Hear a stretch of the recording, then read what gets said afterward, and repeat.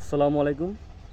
বাঙালির একটা শ্রেণীর সহ্য হয় না, এই 1 সেকেন্ড 5 সেকেন্ড তারা সহ্য হয় না। আজ একটা সেকেন্ডে লেগে 5 সেকেন্ডের লেগে তাদের আজ মৃত্যু হইল।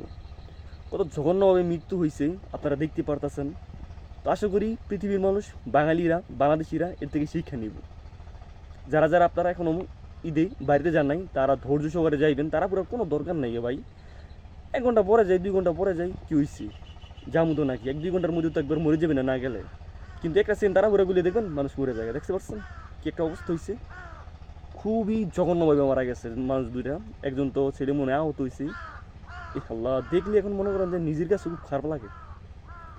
তো সবার কাছে রিকোয়েস্ট থাকবে, আপনারা যাইতেছেন ভালো কথা, ঈদ উদযাপন করবেন। আপনার ছেলে মেয়ে আছে, মা বাবা আছে, হয়তো আপনার উপর নির্ভর করে তাদের জীবন বাঁচা। আপনি হয়তো বা পরিবারের একজন কামাই করেন, তো তারা পুরো কোনো দরকার নেই গিয়া। এই যে দুজন ব্যক্তি বা একজন ব্যক্তি মারা গেছে, তাদের এখন কী হইব? তারা শেষ, তাদের পরিবারে কী হইব?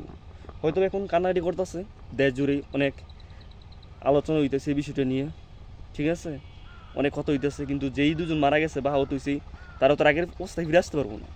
তো আপনারা যাইবেন, ঠিক আছে, আপনারা সুস্থ সহকারে যান, সুস্থভাবে যান, দোয়া করি ভালোভাবে যান। হয়তো বা 5 মিনিট 1 ঘন্টা দেরি হোক, কারণ ভাই জীবনের অনেক দাম। কারণ ওই দেখতে পাচ্ছেন পিছনে আবার একটা হুম মাছ, হয়তো বা খেয়াল করছেন, বড় মাছ। তো ওইটাই আর কি, আপনারা একটু দেরি করেন, ঠিক আছে, দেরি করে তারপরে যান, খুবই ভালো হইবে। তো প্রিয় দর্শক, আরেকটা ভিডিও দেখলাম যে এই ট্রেন দুর্ঘটনা হয়েছে, অনেক মানুষ আহত হয়েছে, মানে খুবই বিপজ্জনক অবস্থা। তারা আহত হয়েছে তাদের জন্য দোয়া করি, আল্লাহ তালা সুস্থতা দান করুক তাদেরকে। খুবই খারাপ একটা অবস্থা। তো আল্লাহ তালা সকলকে ভালো রাখুক, সুস্থ রাখুক, দোয়া করি তাদের জন্য, এই আর কি।